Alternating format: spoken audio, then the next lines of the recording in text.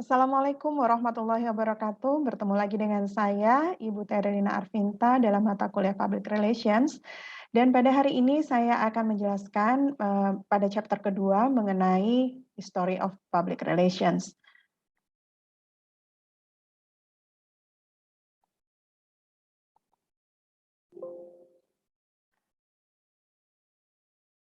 Sejarah mengenai public relations ini dibagi menjadi dua bagian. Pada bagian pertama, saya akan menjelaskan mengenai sejarah public relation dimulai dari sebelum dan saat, bahkan setelah dari Industrial Revolution, dan bagaimana ia mengalami perubahan era di masa itu terkait dengan budaya masyarakat yang ada pada masa itu dan juga peristiwa yang terjadi pada era tersebut. Berikut adalah beberapa tujuan pembelajaran yang akan kita capai melalui video pembelajaran ini. Yang pertama yaitu mahasiswa diharapkan bisa memahami tentang bagaimana pentingnya sebuah komunikasi, gitu ya, seberapa powerful komunikasi yang akan dilakukan oleh beberapa tokoh atau beberapa orang yang memiliki keahlian di bidang PR dalam membangun opini publik. Kemudian menyadari tentang pentingnya demokrasi sebagai alasan kuat mengapa penting untuk membangun opini publik dalam fungsi ke-PR-an. Kemudian yang ketiga adalah bagaimana kita bisa melakukan campaign atau mensosialisasikan, menginformasikan sebuah tujuan tertentu dan berupaya untuk bisa memberikan influence atau memberikan pengaruh kepada banyak orang dengan cara yang efektif.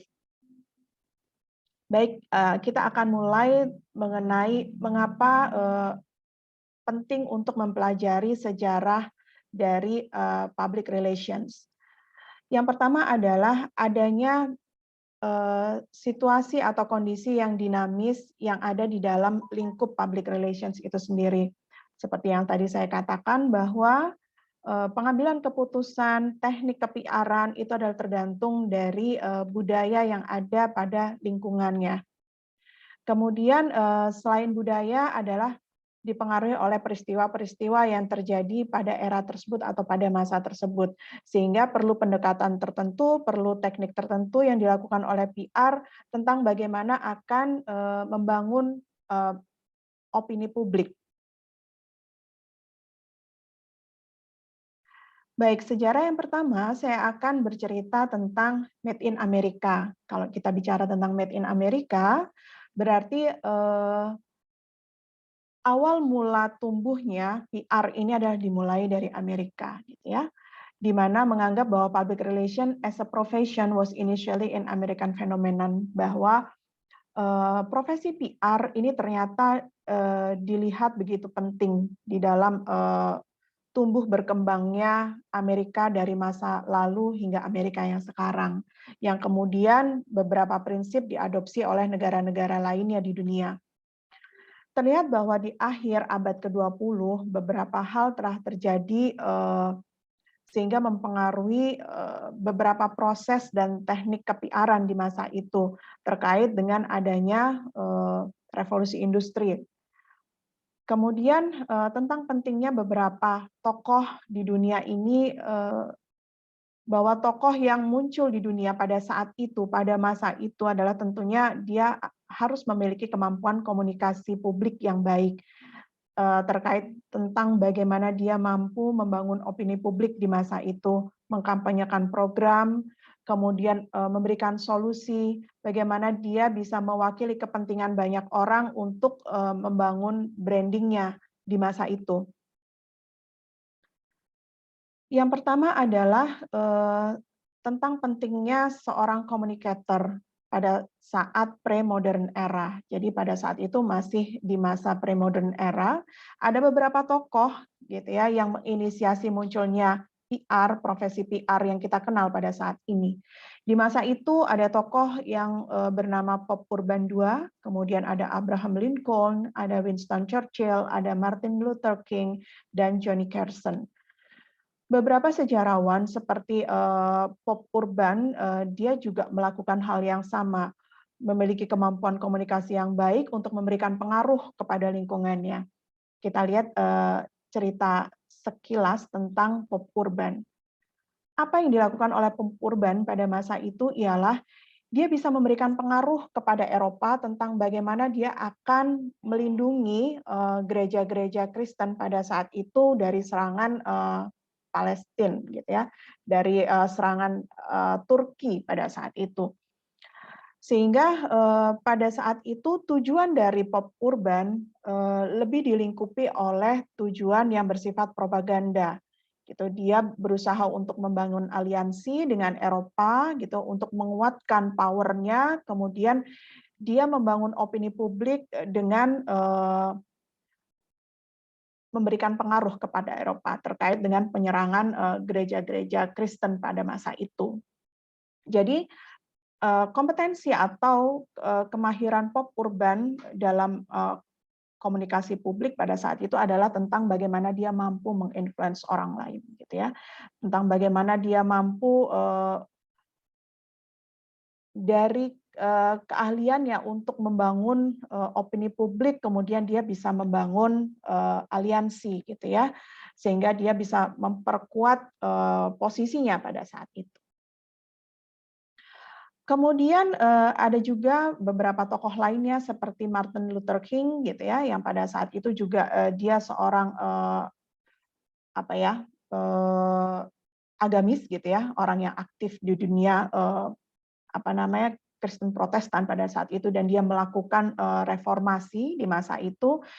Bagaimana dia membangun opini publik, meyakinkan orang-orang pada saat itu untuk membuat list atau daftar keluhan terhadap beberapa tokoh gereja Protestan pada saat itu yang telah melakukan pelanggaran seperti itu ya. Nah, dia berusaha untuk menghimpun suara rakyat, suara massa pada saat itu, kemudian dia mengajak orang-orang secara persuasif untuk membuat list keluhan, sehingga dia mampu membuat perubahan atau mereformasi beberapa peristiwa yang terjadi pada saat itu. Jadi itu adalah beberapa contoh tokoh-tokoh dunia yang pada masa itu mampu memiliki komunikasi publik yang baik, bagaimana dia membangun opini publik, bagaimana dia mereformasi era pada saat itu, gitu ya, pemimpin pada saat itu. Ini adalah awal munculnya PR tentang bagaimana membangun opini publik melalui kemampuan komunikasi publik yang baik. Kemudian ada beberapa hal lain, ini adalah mengenai peran dari public opinion. Kenapa sih tujuan dari PR itu adalah untuk membangun opini publik? Sebenarnya apa pentingnya membangun opini publik? Kita tahu bahwa pada masa itu kebanyakan negara adalah menerapkan sistem pemerintahan monarki.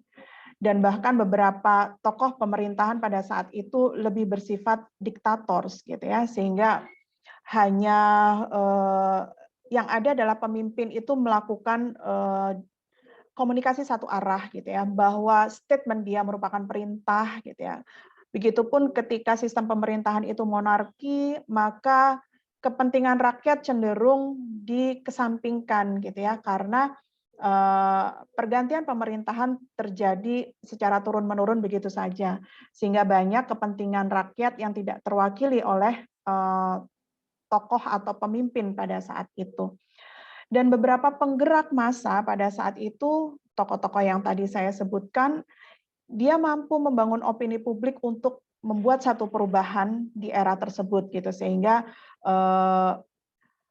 menjadi lebih demokrasi, gitu ya. Jadi kemampuan public communication yang dimiliki oleh tokoh-tokoh tersebut merupakan wujud dari demokrasi. Bagaimana dia menghimpun suara rakyat, bagaimana dia membangun opini publik, bagaimana dia memimpin sebuah pergerakan untuk memperbaiki pelanggaran-pelanggaran yang terjadi di masa itu. Kemudian yang berikutnya saya akan sedikit menceritakan tentang bagaimana peran atau John Locke ini mampu memberikan influence pada eranya. Ya, jadi era John Locke ini adalah pada tahun 1704 gitu. Kemudian beberapa filosofi mengenai John Locke ini diadap oleh Thomas Jefferson, gitu ya.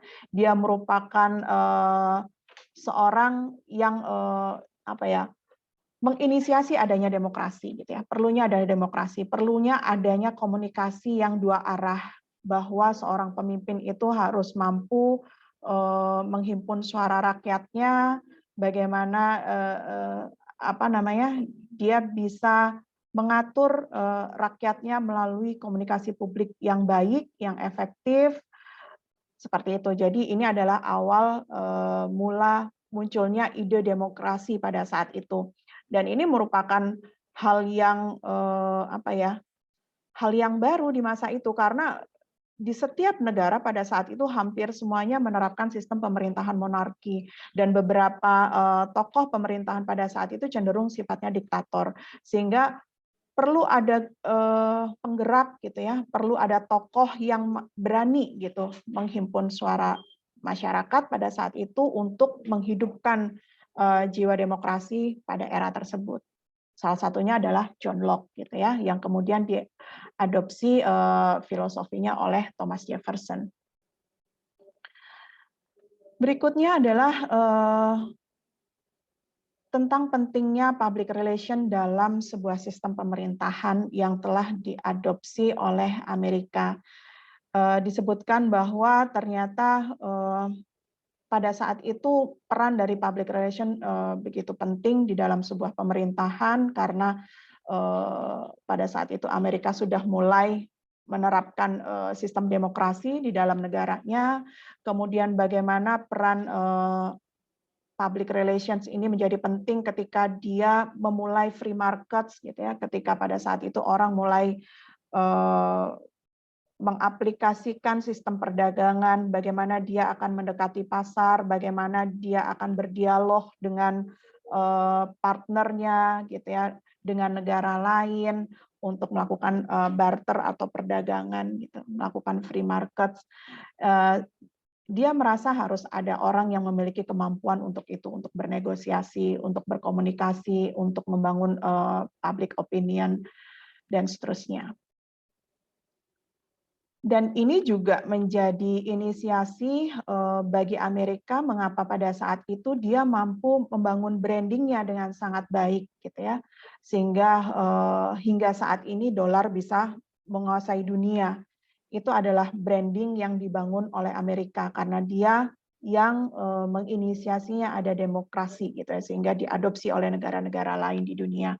Dan dia membangun brandingnya melalui komunikasi yang bagus di lintas negara, di lintas budaya, sehingga sampai saat ini dolarnya Amerika itu mampu menggerakkan ekonomi dunia. Seperti itu ya. Kemudian ini peran PR di dalam perang revolusi gitu atau Revolutionary War pada saat itu gitu ya, di kisaran tahun 1770-an sampai 1780-an, di mana pada saat itu Amerika cenderung apa ya, dia cenderung menghindari untuk berhubungan langsung dengan Inggris atau Britain pada saat itu. Dan dia lebih ingin apa ya, menggerakkan orang-orang di dalam negaranya gitu, sehingga dia lebih menghidupkan sistem demokratisasi di dalam negaranya, di dalam sistem pemerintahannya. Kemudian dia juga melakukan kampanye-kampanye pada saat itu, kemudian dia mulai membuka dirinya, ada open market untuk berdagang dengan pihak lain, sehingga di situ dia mulai bisa beraliansi dengan negara-negara lain untuk bisa memperkuat kekuasaannya. Jadi yang terjadi pada saat itu eranya seperti itu. Jadi ada dua tokoh yang berperan pada saat itu, yaitu Samuel Adams dan George Washington gitu ya, tentang bagaimana Samuel Adams ini merupakan juru kampanye yang hebat di masa itu. Kemudian dia yang mendorong adanya demokrasi di Amerika, kemudian dia juga yang mendorong adanya independence atau kemerdekaan Amerika, sehingga sekali lagi ini adalah untuk melakukan menciptakan branding Amerika bahwa dia adalah negara yang besar, bahwa dia adalah negara yang independen seperti itu ya. Itu adalah komunikator yang hebat pada saat itu adalah Samuel Adams dan George Washington. Oke. Ini adalah beberapa movement yang dilakukan oleh Samuel Adams pada masa itu. Dia berusaha meyakinkan rakyat pada saat itu tentang apa ya? Dia mengkampanyekan tentang taxation without representation is tyranny gitu. Jadi pada saat itu karena beberapa negara itu menganut sistem monarki, kerajaan, jadi pungutan pajak itu lebih bersifat untuk bukan untuk kesejahteraan masyarakat, tapi lebih kepada untuk kepentingan kerajaan. Dan dia melihat bahwa itu tidak mewakili sisi demokrasi. Dan dia mengajak masyarakat pada saat itu untuk melakukan pergerakan sehingga membangun membangun sistem demokrasi yang lebih baik di masa itu.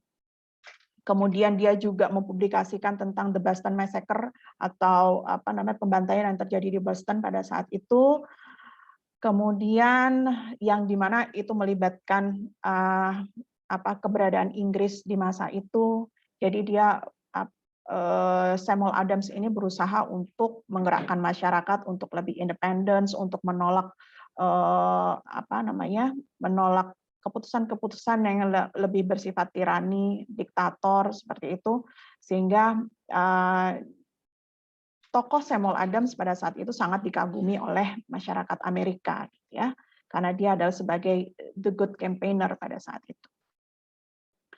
Kemudian di masa itu pun sudah dikenal kalau tadi hanya bagaimana mereka melakukan speech gitu ya, bagaimana mereka melakukan pendekatan komunikasi secara orang per orang.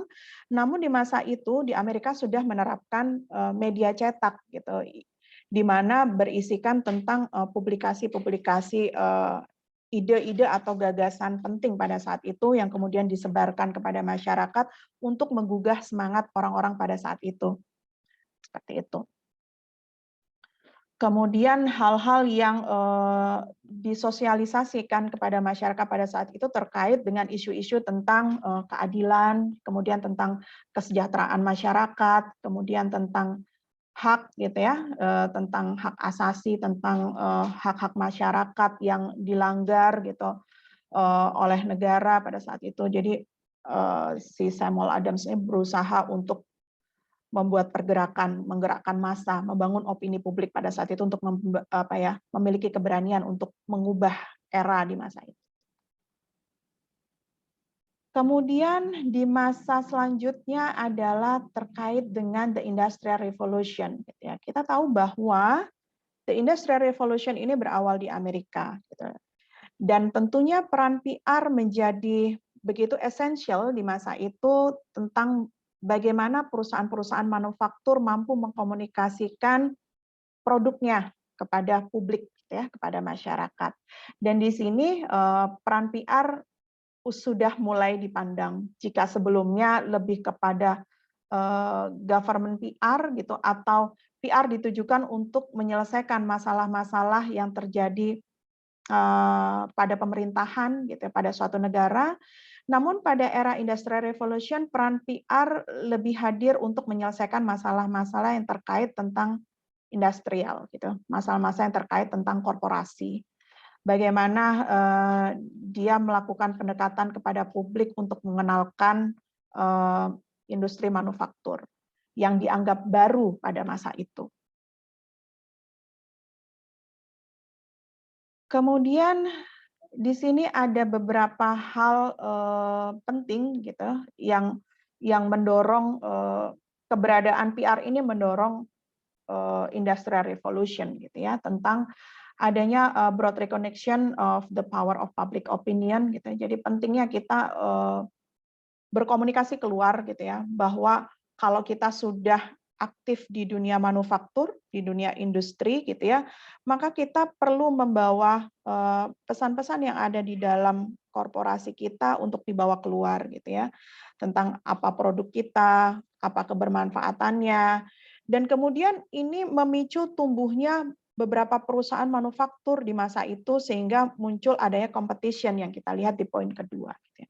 Sehingga masing-masing perusahaan ini perlu merekrut atau meng-hire seorang PR, seorang yang jago berkomunikasi publik untuk meningkatkan daya saing terhadap pasar, gitu. Untuk memberikan daya tarik produk manufakturnya kepada pasar. Kemudian adanya development of media to quickly influence public opinion. Gitu. Jadi ini mendorong orang-orang pada saat itu menggunakan beberapa media gitu, tidak hanya kemampuan untuk melakukan pendekatan komunikasi langsung itu tentang apa ya keunggulan kompetitif dari produk manufakturnya gitu, tapi mereka juga menggunakan media cetak pada saat itu. Mereka mulai mengenalkan iklan pada saat itu, iklan cetak tentunya gitu ya. Jadi mereka lebih cenderung kreatif gitu untuk apa ya, membawa strategi komunikasinya menjadi lebih efektif. Dan tentunya peran komunikasi publik, peran PR pada saat itu mampu menggerakkan industri manufaktur yang ada di Amerika. Kemudian berikutnya adalah tentang corporate America's response gitu ya. Jadi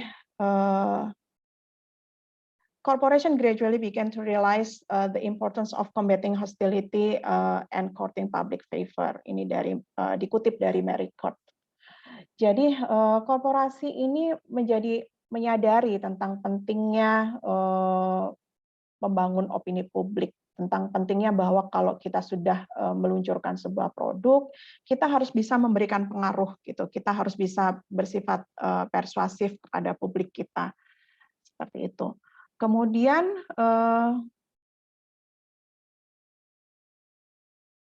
pada masa berikutnya yaitu American industry learn to value public image gitu ya. Dia pada masa itu seorang pemilik perusahaan, pemilik brand tertentu mulai merasa bahwa ternyata kemampuan komunikasi itu tidak serta-merta hanya mengunggulkan kemampuan bagaimana dia berkomunikasi. Ternyata public image itu juga menjadi hal yang penting, menjadi daya tarik pasar untuk orang mempercayai komunikasi yang dia bangun, gitu ya.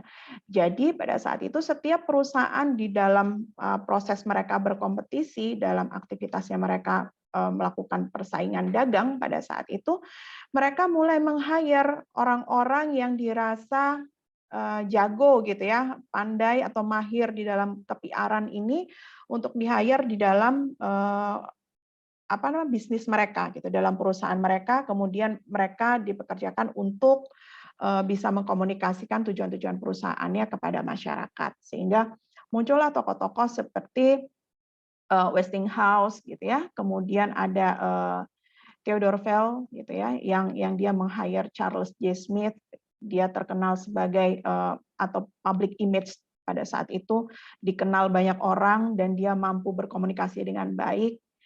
Jadi pada saat itu seorang PR itu di-hire dari luar gitu ya, di-hire dari luar ketika dia dianggap mampu menginfluence banyak orang, mungkin kalau sekarang orang nyebutnya influencer gitu ya. Pada saat itu juga ada eranya seperti itu. Jadi tokoh-tokoh masyarakat atau apa ya opinion leader gitu ya. Opinion leader itu akan di-hire oleh perusahaan untuk mengkomunikasikan sebuah produk manufaktur di masa itu gitu ya.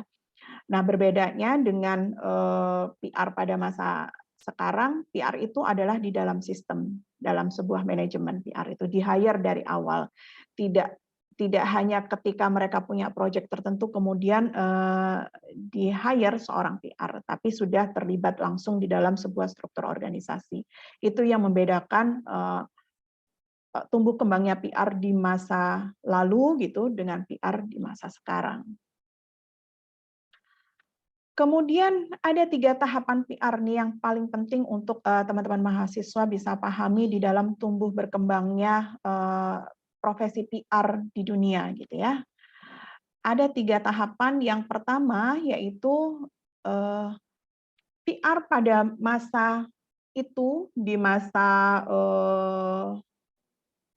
di masa yang tadi di awal pre-modern era, kemudian di masa-masa setelahnya nanti teman-teman bisa simak lagi gitu ya, bahwa peran PR pada saat itu lebih bersifat manipulation gitu ya, karena untuk tujuan-tujuan yang cenderung sifatnya untuk negative purpose gitu ya, atau negative motives gitu. Sehingga peran orang-orang yang mahir berkomunikasi publik pada saat itu lebih membawa pesan yang bersifat propaganda gitu ya. Karena pada saat itu orang cenderung atau pemimpin pada saat itu cenderung untuk menunjukkan kepada lawannya gitu ya, lawan politiknya pada saat itu tentang besarnya kekuasaannya. Sehingga kemampuan untuk public communication atau membangun opini publik ini digunakan untuk tujuan dia memperluas kekuasaan, dia membangun aliansi, sehingga strategi berkomunikasinya lebih bersifat manipulation gitu ya. Kemudian pada stage yang kedua atau pada tahapan yang kedua sesuai dengan perkembangannya gitu ya, sebagaimana tadi kita mengenal bahwa ternyata public communication ini juga berperan tentang tumbuh berkembangnya sistem demokrasi yang sekarang diadopsi hampir di seluruh negara di dunia ini, gitu ya. Tahap kedua adalah cooperation. Ternyata kita perlu bekerja sama dengan pihak-pihak lain gitu ya untuk membangun sebuah opini publik. Kita mengenal saat ini bahwa dalam dunia ke-PR-an kita membangun komunikasi kepada stakeholder kita, baik stakeholder internal maupun stakeholder eksternal. Dan kita perlu membangun kerjasama dengan pihak-pihak tersebut, pihak internal dan pihak eksternal, untuk kemudian kita bisa mensinergikan kepentingan yang ada pada pihak-pihak tersebut. Sehingga sistem komunikasi yang dibangun jauh lebih terarah dan bersifat positif, karena kita sudah melakukan kerjasama yang baik dengan pihak-pihak terkait. Seperti halnya tadi ketika terjadi tentang Boston Massacre, kemudian pada masa-masa tadi, gitu ya, mereka cenderung untuk duduk bersama dan menyelesaikan masalah-masalah yang terjadi. Gitu ya. Kemudian ada masa yang terakhir atau stage yang terakhir, yaitu adanya mutual influence and understanding. Ternyata tidak cukup bahwa seorang PR itu mampu bekerja sama, membangun kerjasama dengan pihak-pihak yang terkait. Tapi seorang PR juga mampu menawarkan sebuah resolusi konflik yang baik, gitu ya, dengan memberikan mutual influence, memastikan kepada pihak-pihak yang terkait bahwa kita akan bangun mutual benefit, gitu ya, di dalam keputusan ini, di dalam aktivitas PR, di dalam aksinya PR itu harus didasari oleh adanya mutual understanding, adanya mutual benefit, dan seterusnya.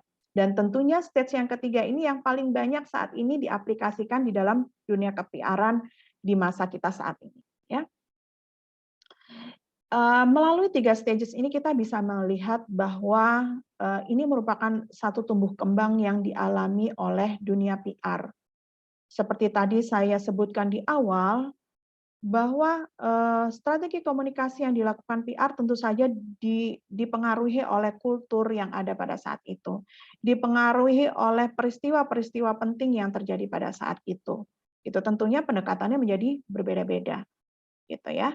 Jadi ini yang menyebabkan mengapa aktivitas PR menjadi sangat dinamis. Strategi-strategi teknik komunikasi dalam dunia ke-PR-an menjadi sangat dinamis karena mengikuti budaya yang ada di masyarakat pada saat itu dan mengikuti peristiwa-peristiwa penting yang terjadi pada saat itu. Baik, saya akan jelaskan masing-masing tahap yang terjadi di dalam tumbuh berkembangnya dunia PR. Oke, yang pertama adalah tentang manipulation through press agentry gitu. Jadi ini yang terjadi rata-rata adalah ketika di masa yang tadi gitu ya, masa suatu negara ingin mengembangkan kekuasaannya. Itu adalah era di tahap pertama, yaitu manipulation through press agentry gitu ya. Kemudian siapa saja tokoh yang terkenal pada masa itu adalah Barnum. Ini ada di tahun 1891 gitu, bagaimana dia memiliki sebuah strategi untuk apa ya, strategi yang terkait dengan marketing skill pada saat itu, namun komunikasi yang dibangun masih tidak tertata karena yang penting adalah tujuan perusahaan, yang penting adalah tujuan pribadinya atau kepentingan pribadinya tercapai gitu ya. Mereka tidak memperhitungkan tentang bagaimana komunikasi yang efektif, mereka tidak memperhitungkan tentang bagaimana menjalin komunikasi yang baik gitu ya, sesuai dengan ethics gitu. Kemudian ini adalah propaganda ketika terjadi peperangan gitu ya, bagaimana dia memberikan pengaruh, bagaimana dia menjalin aliansi. Nah, itu yang dilakukan para tokoh-tokoh komunikator pada saat itu gitu ya. Kemudian setelah muncul tokoh-tokoh PR di masa itu untuk tujuan-tujuan yang bisa dikatakan untuk negatif motifs gitu ya, maka muncul juga tokoh-tokoh komunikasi yang terkenal pada saat itu yang bersifat kebalikannya, gitu ya, jauh kebalikannya. Kalau tadi lebih bersifat manipulatif, kemudian untuk yang bersifat negatif motifs, gitu ya, karena untuk membangun aliansi dan seterusnya, maka ini menggugah gagasan-gagasan tokoh-tokoh yang memerangi tindakan anarkis, gitu ya. Jadi muncul the rise of non-violent press agentry. Ini seperti ada Mahatma Gandhi, Martin Luther King, gitu ya. Dia mengkritik gitu ya adanya perilaku-perilaku yang pada saat itu yang justru komunikasi yang dibangun menggerakkan massa untuk tujuan-tujuan yang negatif gitu ya, untuk tujuan-tujuan yang merusak gitu atau melanggar etika dan sebagainya. Itu yang dilakukan oleh Mahatma Gandhi dan Martin Luther King yang pada saat itu melakukan reformasi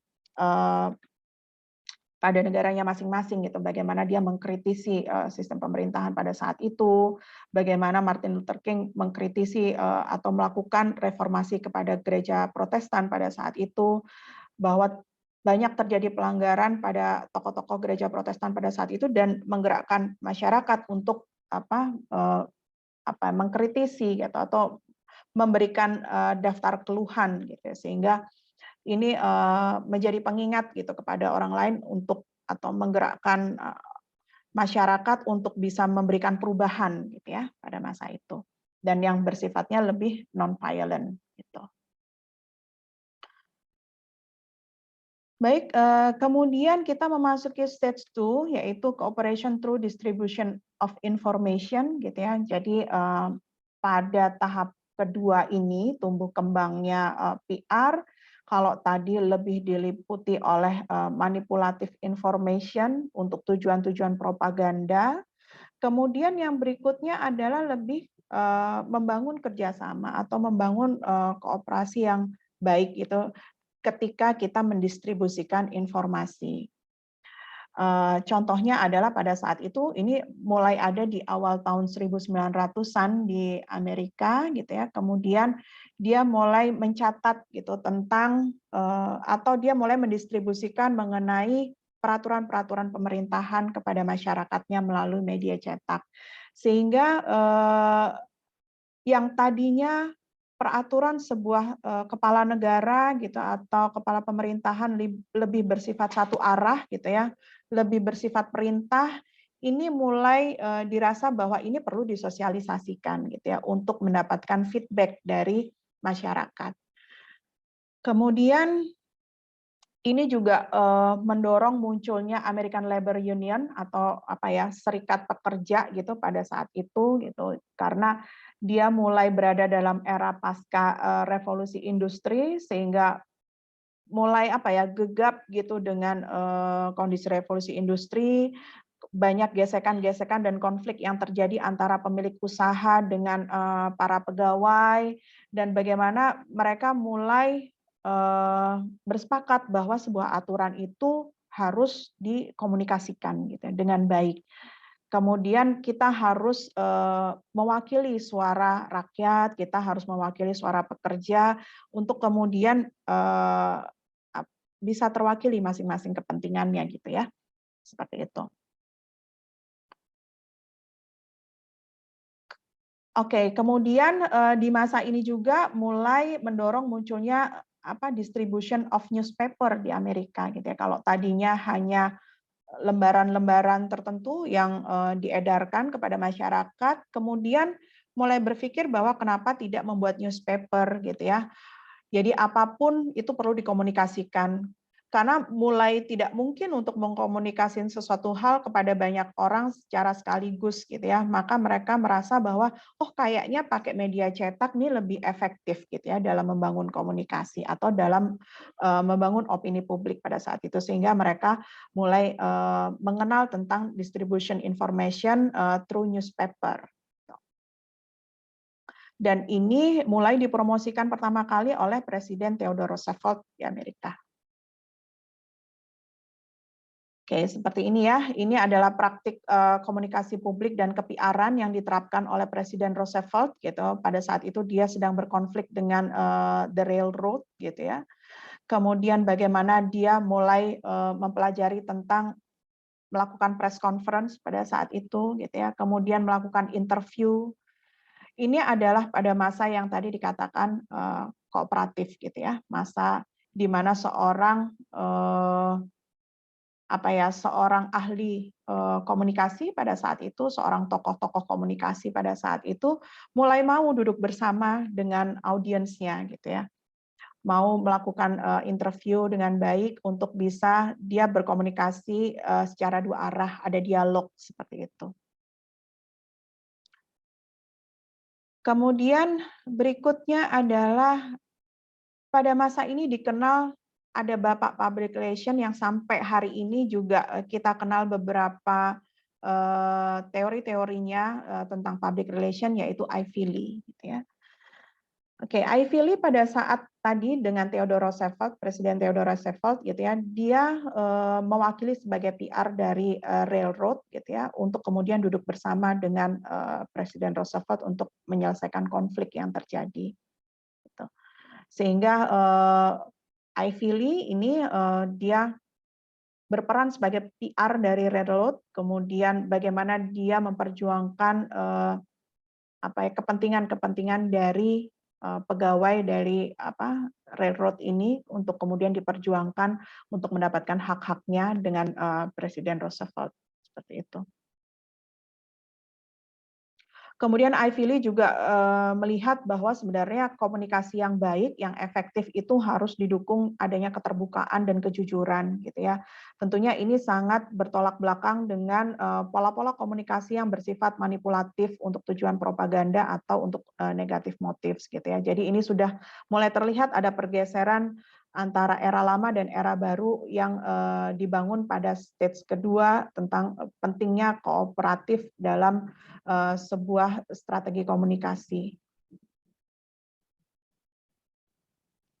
Kemudian dari sisi pendidikan PR gitu ya, atau PR education, muncul tokoh yang bernama Edward Bernays gitu ya. Dia mulai memberlakukan bahwa sebelum aksi atau di pertemuan yang lalu saya pernah membahas bahwa proses atau aktivitas PR itu harus meliputi empat tahapan gitu ya. Yang pertama adalah research gitu ya, yang saya singkat dengan RACE gitu, RACE gitu ya. Yang pertama adalah research, kemudian action, kemudian communication, dan kemudian adalah evaluation gitu ya.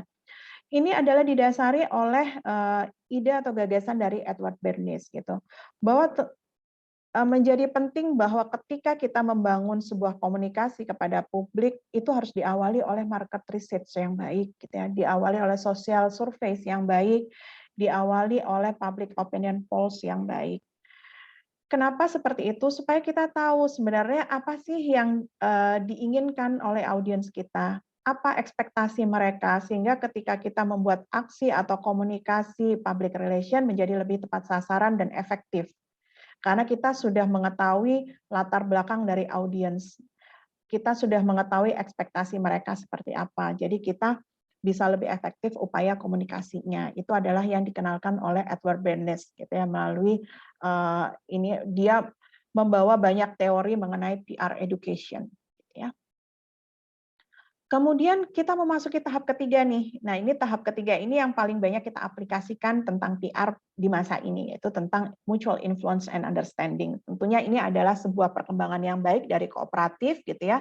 Ketika kita duduk bersama untuk menyelesaikan sebuah konflik, kemudian hasil dari keputusan itu adalah harus adanya mutual understanding gitu ya. Jadi ada resolusi konflik yang baik yang dibangun oleh seorang PR.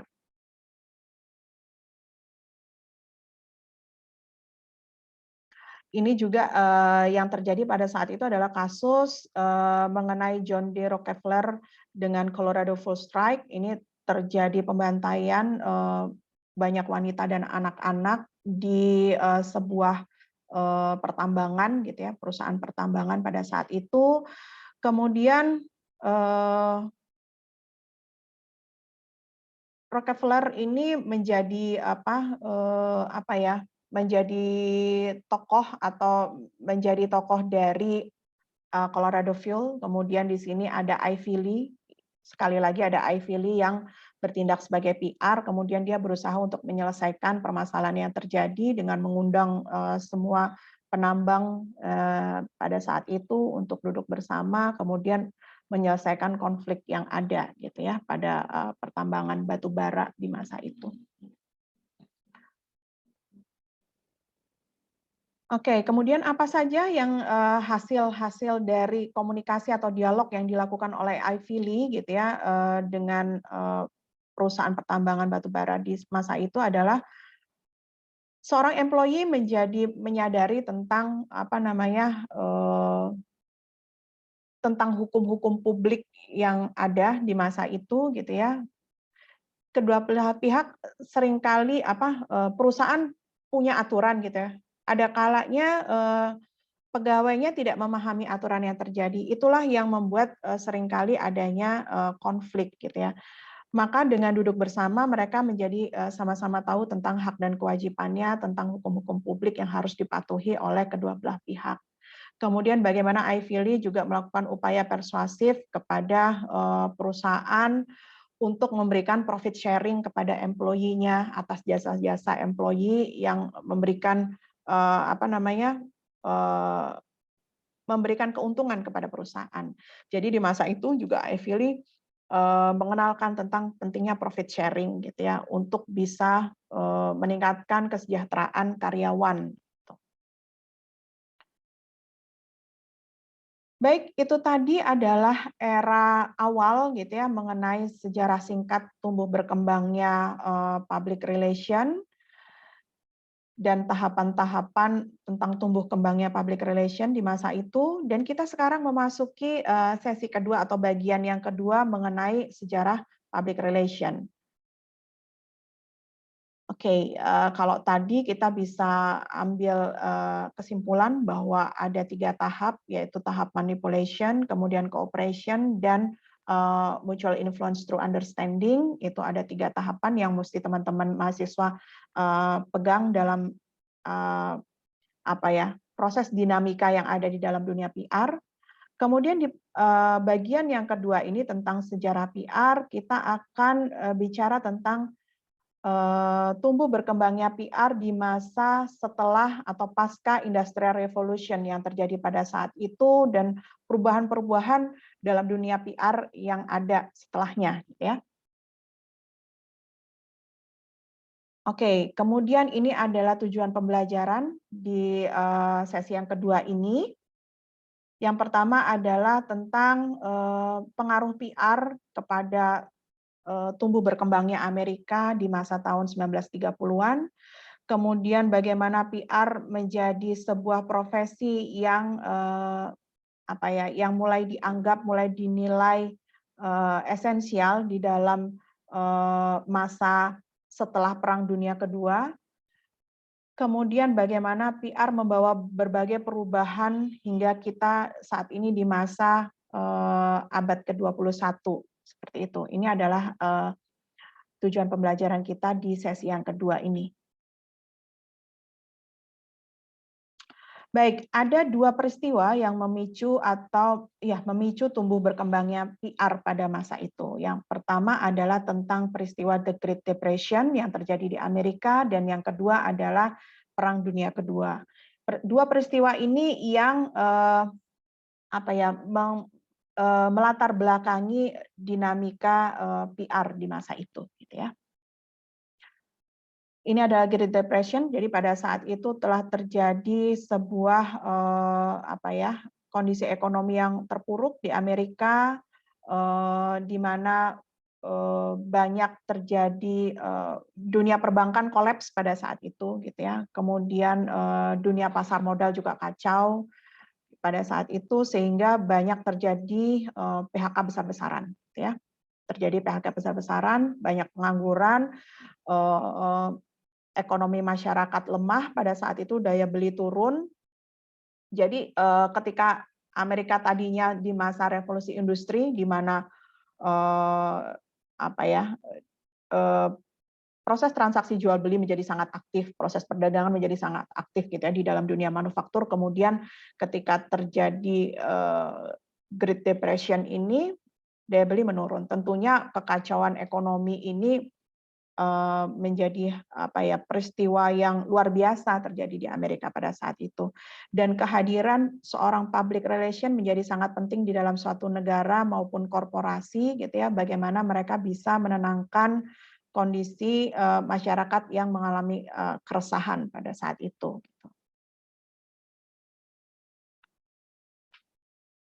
Oke, ini bisa teman-teman lihat tentang bagaimana suasana yang terjadi, situasi yang terjadi pada saat itu, tentang bagaimana mereka berusaha untuk mencari kerja, mendapatkan pekerjaan karena tuntutan ekonomi yang ada. Kemudian sedangkan perusahaan-perusahaan yang ada pada saat itu sudah mengalami kebangkrutan, banyak mengalami kebangkrutan, sehingga perlu seorang ahli komunikasi yang bisa menenangkan sejenak gitu apa yang dikeluhkan oleh masyarakat, sehingga banyak orang melakukan rekrutmen atau meng-hire seorang public relation baik dalam pemerintahan maupun di dalam suatu perusahaan untuk menjelaskan kepada masyarakat perihal yang terjadi, gitu ya, untuk kemudian mereka mendapatkan pemahaman bersama, gitu ya. Jadi ini mereka sudah menerapkan pada stage yang ketiga, teman-teman bisa lihat bahwa mereka berusaha untuk membangun mutual influence through understanding, gitu ya. Kemudian berikutnya adalah ternyata pada masa Perang Dunia Kedua, PR ini tidak hanya diadopsi oleh sistem pemerintahan dan korporasi. Ternyata militer pun telah mengadopsi ahli-ahli PR di dalamnya, gitu ya. Tentunya ya untuk tujuan-tujuan yang bersifat military, gitu ya. Pada saat itu tokoh komunikator yang hebat, gitu ya, pada masanya adalah Hitler Nazi, gitu. Kita tahu bahwa dia adalah seorang tokoh Nazi, gitu ya, dari Jerman yang begitu mampu membuat menginfluence banyak orang di masa itu. Dia mampu melakukan branding yang baik sehingga sampai dengan hari ini kita masih mengenal simbol Nazi, kita masih mengenal bagaimana dia dengan karismanya mampu menundukkan rakyatnya atau masanya, gitu ya. Nah, tentunya seperti saya katakan sebelumnya bahwa pendekatan-pendekatan atau teknik komunikasi yang dilakukan oleh PR tentu saja dipengaruhi oleh budaya masyarakat pada saat itu dan peristiwa yang terjadi pada saat itu. Yang dilakukan oleh Adolf Hitler melalui Nazi ini adalah komunikasi yang bersifat propaganda, gitu ya. Bagaimana dia mau menunjukkan kekuatannya kepada massa, gitu ya, kepada dunia internasional, tentang dia membangun self branding yang kuat pada saat itu, gitu ya. Jadi untuk tujuan-tujuan propaganda. Sedangkan di Amerika sudah lebih demokratis pada masa itu, gitu ya, sudah tidak bergejolak. Jadi cenderung berbeda tumbuh berkembangnya PR. Di sini saya tunjukkan bahwa tumbuh berkembangnya PR di Jerman tentu saja berbeda dengan tumbuh berkembangnya PR di Amerika karena kultur dan peristiwa yang melatar belakangi perlunya pendekatan yang dilakukan PR itu berbeda-beda, gitu ya. Jadi kalau di Jerman mungkin pada saat itu dituntut bahwa seorang communicator harus mampu menggerakkan massa pada saat itu, gitu ya. Sehingga ada tujuan-tujuan dari pemerintah yang memimpin pada saat itu bagaimana mereka membangun kekuatan yang solid untuk bisa menciptakan image di mata dunia. Nah, berbeda dengan Amerika yang sudah mulai berkutat dengan urusan domestiknya, berkutat dengan urusan internalnya, tentang bagaimana mengaktifkan industri di dalam negerinya, gitu ya. Kemudian bagaimana mereka menanggapi peperangan yang terjadi di luar sana, seperti itu. Sehingga peran PR yang ada di Amerika pada saat itu adalah mendorong munculnya the Office of War Information. Masyarakat di Amerika perlu tahu apa yang terjadi di luar sana. Masyarakat di Amerika perlu tahu dunia sedang ngomongin apa nih tentang perang. Kira-kira impact-nya ke kita apa ya? Mereka udah mulai kayak gitu.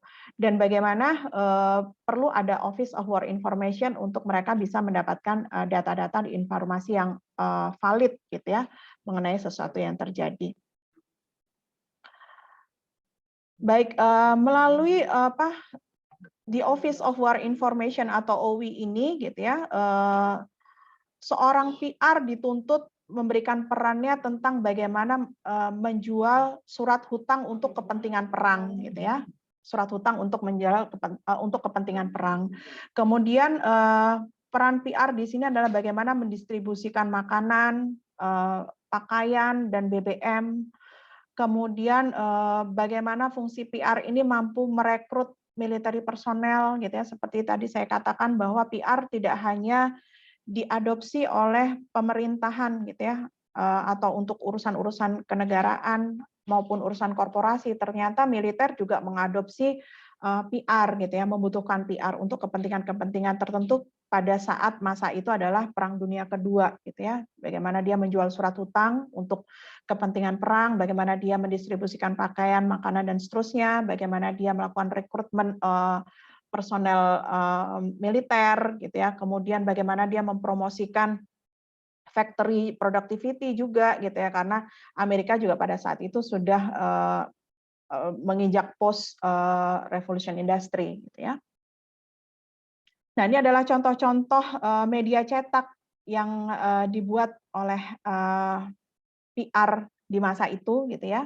Jadi kalau sebelumnya hanya cetakan tertulis, namun sekarang dia sudah mulai merasa bahwa ternyata tidak hanya tertulis gitu, mereka perlu membuat gambar-gambar tertentu untuk lebih memberikan daya tarik kepada masyarakat gitu ya mengenai hal-hal yang terjadi pada saat itu. Teman-teman bisa lihat di sini gitu, mereka sudah mulai membuat poster untuk rekrutmen personel militer, mereka bagaimana mengumpulkan atau mensosialisasikan kepada masyarakat untuk menjual surat hutang gitu ya dan seterusnya gitu ya. Ini adalah contoh-contoh poster yang beredar pada masa itu. Kemudian di masa post World War Kedua gitu ya, Perang Dunia Kedua, kita mengenal tokoh Harold Berson, dan ini kalau teman-teman cek di YouTube banyak banget nih ya, bagaimana Harold Berson ini mampu membangun PR atau teknik komunikasi dalam dunia PR hingga masa sekarang gitu ya. Jadi beliau sangat berjasa atas strategi-strategi komunikasi di dalam dunia PR. Kemudian melalui the Office of War Information tadi ini juga mendorong munculnya sekarang ada kantor berita gitu ya, ada kantor radio atau broadcasting pada saat itu di Amerika sehingga banyak diadopsi oleh negara-negara lainnya juga di masa itu gitu ya. Karena ini Perang Dunia Kedua itu kan terjadinya sekitar tahun 1940-an ya, 1940-an ketika Indonesia juga lagi mau merdeka, itu kan lagi masa-masanya Perang Dunia Kedua gitu ya. Nah, di Amerika sudah mulai kehadiran the Office of War Information ini mendorong munculnya VOA, gitu. Ada Voice of America, gitu ya. Kemudian yang tadinya komunikasi itu hanya berupa komunikasi lisan, speech, dan seterusnya, kemudian muncul media cetak untuk mewakili sebuah komunikasi publik, kemudian ada poster-poster, gambar, dan seterusnya, kemudian bergeser menggunakan media elektronik seperti radio untuk menggugah semangat orang-orang pada saat itu, untuk memberikan informasi terkait kondisi perang yang ada pada saat itu. Dan sampai saat ini VOA itu masih ada, gitu ya. VOA masih ada. Kemudian ada apa lagi nih yang legacy dari OWI yang bisa kita rasakan? Ada United States Information Agency, kemudian di Advertising Council yang sampai sekarang masih ada di Amerika, dan itu dibangun oleh Amerika sejak tahun 1940-an di masa Perang Dunia Kedua, gitu ya.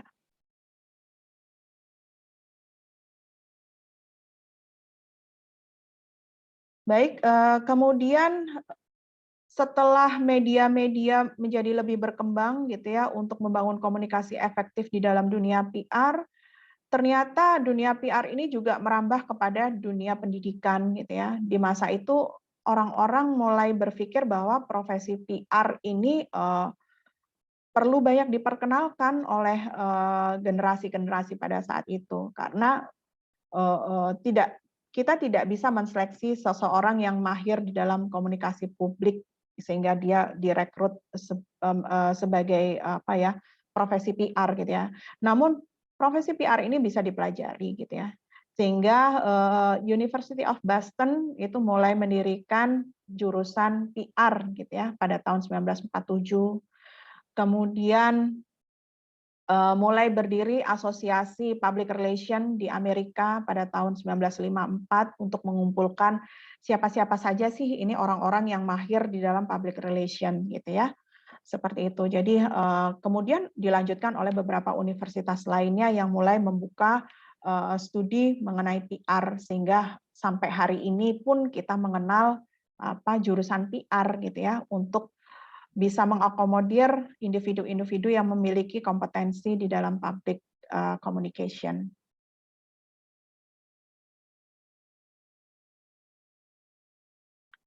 Baik, ada tokoh PR yang juga cukup terkenal di masa itu, gitu ya, di tahun 1980-an. Ini adalah Moss Kendricks, gitu ya. Dia membawa pesan-pesan tentang anti rasis di Amerika, karena pada saat itu Amerika masih menganut perbedaan warna kulit, dan dia seorang PR yang ingin menyuarakan, ini seorang PR dari kulit hitam, gitu ya, pada saat itu, dan dia menyuarakan bahwa udah nggak perlu lagi nih, gitu ya, ada perbedaan ras, gitu, di dalam satu masyarakat, gitu ya. Jadi pesan-pesan itu yang dibawa oleh Moss Kendricks. Dan dia mengkampanyekan melalui produk-produk yang cukup dikenal pada saat itu, ya. Dia berkampanye mengenai anti rasis itu melalui produk dengan brand Carnation, kemudian ada Ford Motor Company, Coca-Cola. Dia melalui brand besar untuk bisa berkampanye tentang anti rasis, gitu ya, gerakan anti rasis. Kemudian beberapa hal yang diperjuangkan oleh profesi PR di masa itu di tahun 70-an dan 80-an adalah adanya kesetaraan, gitu ya, kesetaraan hak dan kewajiban di masyarakat, gitu ya, di masyarakat. Kemudian tentang environmentalism, gitu ya, bagaimana kita mulai memperhatikan lingkungan. Kemudian ada consumerism, tentang bagaimana melindungi hak-hak dari konsumen. Kemudian masalah perkotaan, kemudian ada nuclear power, itu juga menjadi concern bagi para profesi PR di masa itu. Jadi pesan-pesan seperti itu yang ingin dibawa oleh PR. Kemudian ini adalah slide yang terakhir, gitu ya. Ketika kita berbicara tentang sejarah PR dari masa ke masa, tentunya di akhir kita harus bisa membedakan, gitu ya. apa yang membedakan antara PR di masa lalu dan PR di masa sekarang? Ada beberapa poin yang bisa saya konklusikan dalam hal ini. Yang pertama adalah adanya perubahan dari manipulation to adaptation gitu ya. Jadi mulai berubah gitu ya, teknik komunikasi yang tadinya bersifat manipulatif gitu ya, di dalam tujuan-tujuan yang lebih bersifat propaganda, namun kemudian komunikasi ini lebih bersifat adaptasi. Bagaimana kita mampu mengadaptasikan komunikasi secara bekerja sama, secara kooperatif gitu ya, kemudian membangun mutual benefit, membangun mutual understanding dan seterusnya. Kemudian dinamika dari PR ini di poin kedua juga seperti saya sempat singgung tadi di awal, tadinya profesi PR itu adalah dari pihak eksternal yang kemudian di-hire oleh sebuah sistem, oleh sebuah organisasi gitu ya. Namun di era modern PR ini ada di dalam sistem manajemen gitu ya. Jadi tidak di-hire ketika ada tujuan tertentu saja, tapi memang dibangun oleh sistem manajemen yang ada gitu ya. Jadi sudah ada di struktur organisasi sejak awal. Kemudian kalau tadinya di masa revolusi industri peran PR ini lebih bersifat mewakili tujuan-tujuan marketing gitu ya, atau tujuan-tujuan pemasaran, namun sekarang adalah tujuan dari manajemen function secara keseluruhan gitu ya. Jadi PR ini mewakili semua kepentingan yang ada di dalam sebuah organisasi, sebuah manajemen, tidak hanya untuk kepentingan pemasaran saja. Namun tujuan PR lebih mengarah kepada bagaimana membangun kredibilitas, reputasi perusahaan gitu ya, kemudian membangun image atau citra dari perusahaan seperti itu. Jadi tidak hanya untuk tujuan-tujuan marketing saja. Kemudian yang berikutnya adalah bagaimana aksi yang dilakukan atau strategi komunikasi yang dilakukan oleh PR itu tidak hanya berupa program, namun adalah proses. Seperti yang saya singgung di pertemuan minggu lalu tentang race gitu ya, tentang urutan-urutan aktivitas yang dilakukan oleh PR, yaitu terkait dengan melakukan research, kemudian melakukan action gitu ya, communication and evaluation, maka itu dilakukan secara continuous gitu ya, secara terus-menerus. Tidak selesai sampai dengan evaluation. Namun hasil evaluasi itu harus kembali lagi pada proses awalnya, sehingga ini adalah suatu siklus atau aktivitas yang dilakukan oleh PR secara terus-menerus. Tidak program yang bersifat jangka pendek, namun lebih proses jangka panjang, proses komunikasi jangka panjang gitu ya. Kemudian PR yang tadinya craft person atau seorang profesional yang mahir, kemudian direkrut, di-hire gitu ya, dan mereka ada di luar dari sistem. Namun sekarang PR ini merupakan seorang manajer gitu ya, karena dia posisinya adalah setara dengan pimpinan manajemen sebuah organisasi gitu ya. Kemudian from items to issues gitu ya. Jadi peran dari PR ini kalau tadinya adalah sebagai pelengkap gitu ya, sehingga dia ada di luar dari sistem, namun sekarang menjadi lebih esensial, menjadi lebih penting gitu ya, keberadaan atau peran PR itu sendiri dalam suatu manajemen function. Termasuk juga pada poin berikutnya gitu, from output to input gitu ya. Kalau dulu PR ini adalah memikirkan tentang bagaimana membuat sebuah atau memberikan advice gitu ya untuk menunjang output dari perusahaan atau dari organisasi, entah itu pemerintahan atau perusahaan gitu ya, memberikan output. Namun demikian sekarang pekerjaan PR atau profesi PR itu lebih ditujukan untuk memberikan input gitu ya, memberikan input, memberikan masukan. Jadi lebih bersifat mencegah terjadinya konflik gitu ya. Jadi tidak hanya menyelesaikan masalah, tapi juga memberikan input-input kepada organisasi gitu ya. Kemudian dalam perkembangannya PR kalau dulu adalah di masa yang tadi kita bicarakan bersama, peran PR lebih kepada firefighters gitu ya, bagaimana dia menggugah semangat orang pada saat itu, bagaimana dia menjadi pemantik pada saat itu gitu ya. untuk menggerakkan orang-orang gitu, membuat movement, melakukan reformasi. Namun untuk hari ini gitu ya, profesi PR lebih kepada fire preventers gitu. Bagaimana kita mencegah terjadinya konflik yang berkelanjutan, bagaimana kita kalau bisa konflik itu nggak terjadi gitu ya. Jadi itu sudah dilakukan. Jadi posisi PR tidak hanya menyelesaikan konflik, tapi sebisa mungkin mencegah terjadinya konflik gitu ya. Kemudian yang poin berikutnya adalah from illegitimasi to legitimasi, gitu ya. Jadi kalau dulu kita mengenal peran PR itu lebih kepada upaya-upaya propaganda sebelumnya, namun dengan tujuan-tujuan motif yang lebih bersifat negatif, gitu ya, berkonotasi negatif, maka di masa sekarang peran PR lebih kepada bagaimana meningkatkan reputasi perusahaan atau organisasi, bagaimana meningkatkan image di masyarakat gitu ya, bagaimana mereka meningkatkan kredibilitas dan seterusnya. Kemudian yang tentunya menjadi akhir poinnya adalah kalau bisa saya konklusikan gitu ya, bahwa profesi PR ini tadinya hanya dikenal di Amerika gitu ya. Jadi from US profession ini hanya khusus dikenal di Amerika ketika negara-negara lain belum mengenal istilah PR. Namun ketika fungsi PR ini menjadi cukup bisa diterima oleh banyak orang, sehingga teknik PR, teknik komunikasi dengan pendekatan PR ini menjadi diadopsi oleh negara-negara lain gitu, sehingga menjadi global profession gitu ya, PR ini. Ya, baiklah teman-teman, itu tadi apa ya, sekilas panjang ya yang saya jelaskan mengenai sejarah dari PR gitu ya, dimulai dari pada masa apa sebelum era modern gitu ya, sampai dengan hari ini.